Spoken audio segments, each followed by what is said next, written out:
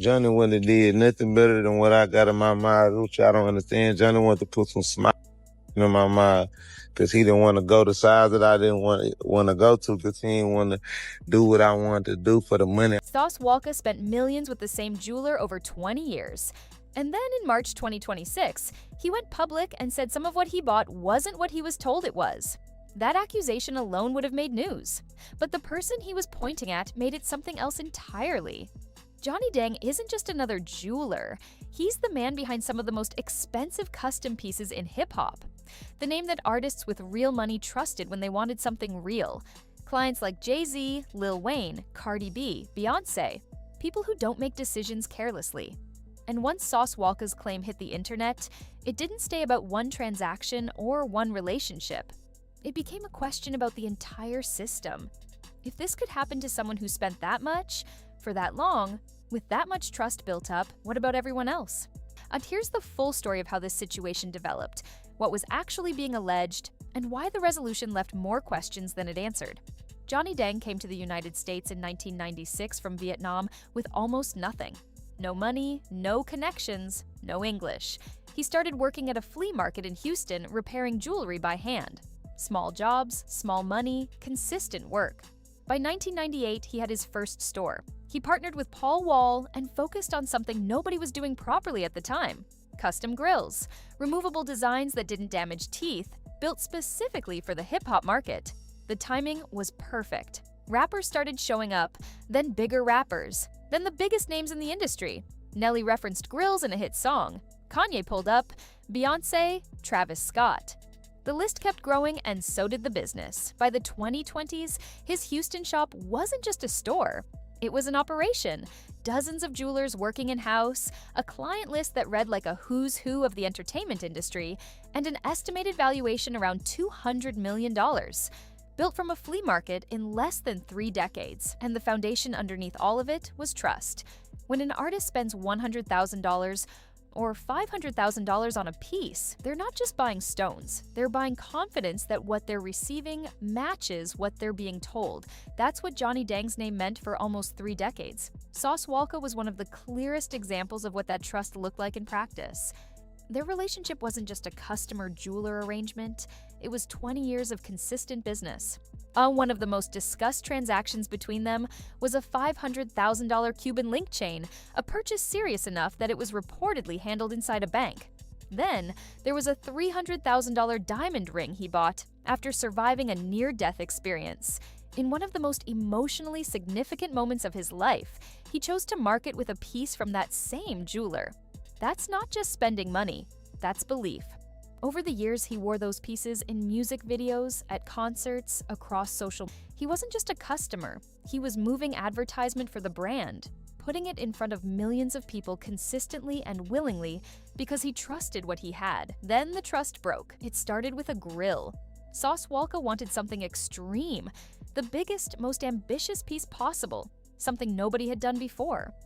According to him, Johnny Dang resisted, said it wouldn't work the way he wanted, offered smaller alternatives, even offered free pieces instead. But Sauce Walka wasn't interested in free pieces. He wanted to pay for exactly what he envisioned. When that didn't happen, he went elsewhere. And once he was on the outside of that relationship looking back at it, the questions started. The accusation he eventually made public wasn't that he had received glass or cubic zirconia.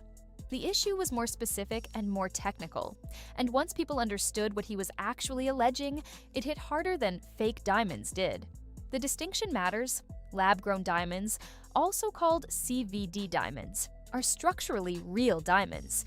Same carbon composition, same hardness, same visual appearance. Even most jewelers can't distinguish them from natural diamonds without specialized equipment. A basic handheld diamond tester confirms that something is a diamond.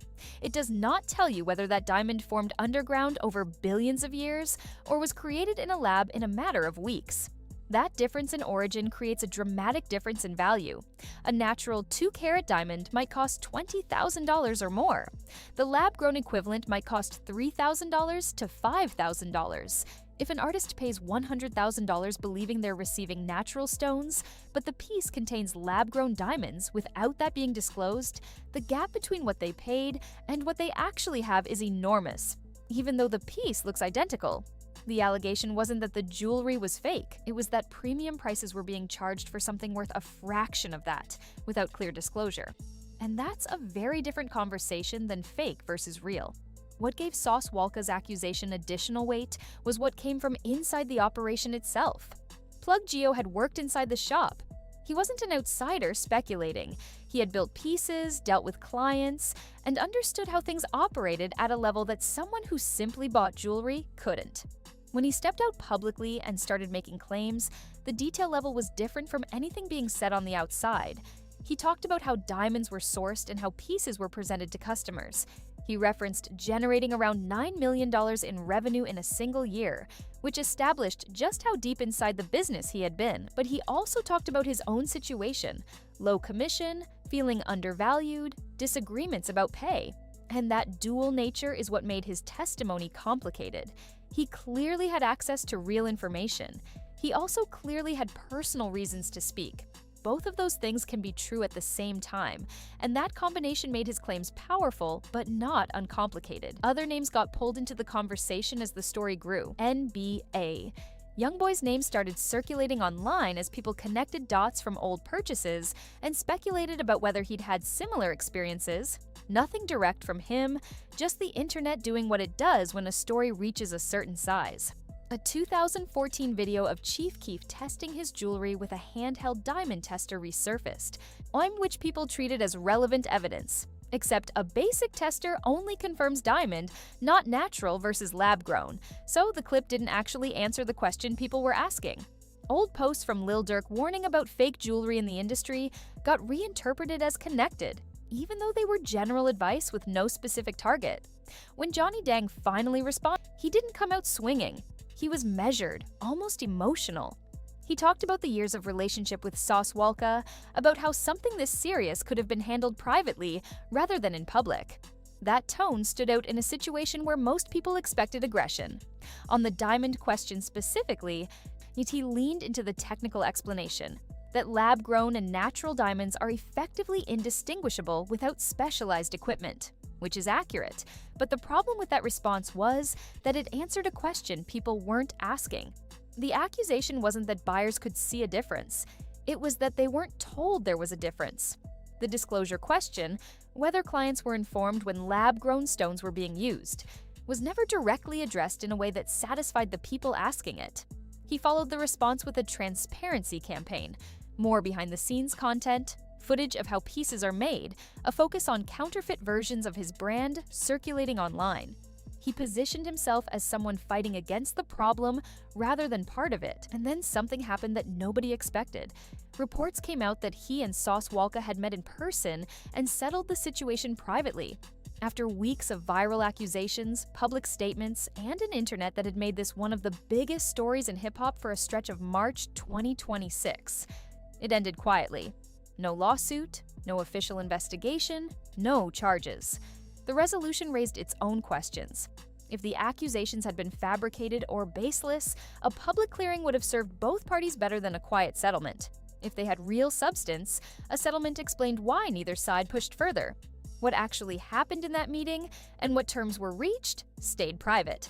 What didn't stay private was the impact. The questions the story raised about how diamonds are sourced, disclosed, nuts and verified in hip-hop's jewelry industry didn't disappear when the two men shook hands. Artists across the industry started paying more attention to certifications. The assumption that a trusted name was enough started feeling less solid. The idea that you could spend $500,000 and not know exactly what you had became something people actually talked about rather than dismissed. Johnny Dang's business kept moving. His name retained enough weight that clients continued coming through. But the trust that had once been completely unquestioned was operating in a different environment. That's the real legacy of this situation. Not the accusation specifically, not the settlement, not which side was right. It's that the question got asked publicly at a scale large enough that the industry had to acknowledge it.